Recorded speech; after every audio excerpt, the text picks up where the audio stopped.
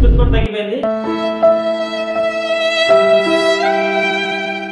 ప్రతి నెల loan amount అనేది టైంకి రీపేమెంట్ చేసినా కూడా స్కోర్ అనేది తగ్గిపోయింది. మీకు సిబిల్ స్కోర్ కూడా తగ్గిపోతుందా? సిబిల్ స్కోర్ అనేది ఎందుకు తగ్గుతుందో ఈ వీడియో తెలుసుకుందాం రండి. హలో ఫ్రెండ్స్, నమస్కారం అందరికి.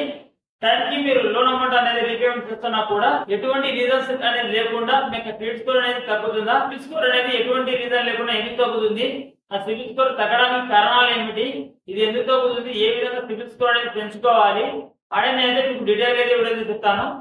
మీరు మా యూట్యూబ్ ఛానల్ ని సబ్స్క్రైబ్ చేసుకోకపోతే తప్పకుండా మా యూట్యూబ్ ఛానల్ అయితే సబ్స్క్రైబ్ చేసుకోండి. అలాగే వీడియో లైక్ చేయండి. సిబిల్ స్కోర్ అనేది తగ్గడానికి 4 యాక్టివిటీస్ మీద డిపెండ్ అయ్యేది ఉంటుంది.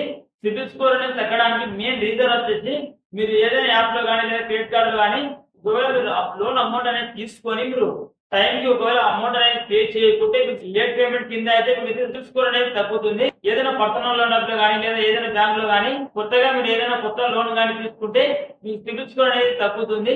కొత్తగా మీరు క్రెడిట్ కార్డు తీసుకున్నా కూడా మీకు సిబిల్ స్కోర్ అనేది తగ్గుతుంది. కొత్తగా తీసుకుంటే మీరు సిబిల్ స్కోర్ అనేది తగ్గుతుంది. ఏదైనా యాప్ లో కానీ లేదా క్రెడిట్ కార్డు కానీ ఒకవేళ అమౌంట్ యూజ్ చేసిన తర్వాత బిల్ అమౌంట్ అనేది మీరు టైంకి అయితే రీపేమెంట్ చేయండి. రీపేమెంట్ చేస్తే మీకు సిబిల్ స్కోర్ అనేది ఇంక్రీజ్ అయితే అవుతుంది. కొత్తగా మీరు క్రెడిట్ కార్డు తీసుకుంటే సిబిల్ స్కోర్ తగ్గుతుంది. అదేవిధంగా నెక్స్ట్ మంత్ అనేది సిబిల్ స్కోర్ అనేది పెరుగుతుంది. కొత్తగా క్రెడిట్ కార్డు కానీ లేదా పర్సనల్ లోన్ కానీ తీసుకున్న తర్వాత మీరు టైంకి రీపేమెంట్ చేయండి. రీపేమెంట్ చేసిన తర్వాత మీరు ఖచ్చితంగా అయితే మీకు సిబిల్ స్కోర్ అనేది పెరుగుతుంది. ప్రతి నెల పేమెంట్స్ అనేది టైంకి రీపేమెంట్ చేయండి. టైంకి రీపేమెంట్ చేస్తే మీకు సిబిల్ స్కోర్ అనేది ఇంక్రీజ్ అయితే అవుతుంది. ఒక నెల మీరు టైంకి రీపేమెంట్ చేయకుండా కూడా మీకు సిబిల్ స్కోర్ అనేది తగ్గిపోతుంది. అదేవిధంగా మీకు పాత క్రెడిట్ కార్డుల మీద కూడా ఆధారపడేది ఉంటుంది. ఒకవేళ మీరు యూజ్ చేయకుండా లేదా బిల్ పేమెంట్ అనేది పే చేయకుండా పాత కార్డు అనేది బ్లాక్ చేసి మీరు ఉంటే మీదే సిబిల్ స్కోర్ అనేది దాని మీద కూడా డిపెండ్ అయితే ఉంటుంది.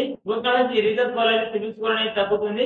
చాలా జాగ్రత్తగా మీరు పేమెంట్ అనేది ఆన్ టైం లో చేయండి. ఆన్ టైం లో మీరు పేమెంట్ అనేది చేస్తే మీకు సిబిల్ స్కోర్ అనేది పెరుగుతుంది.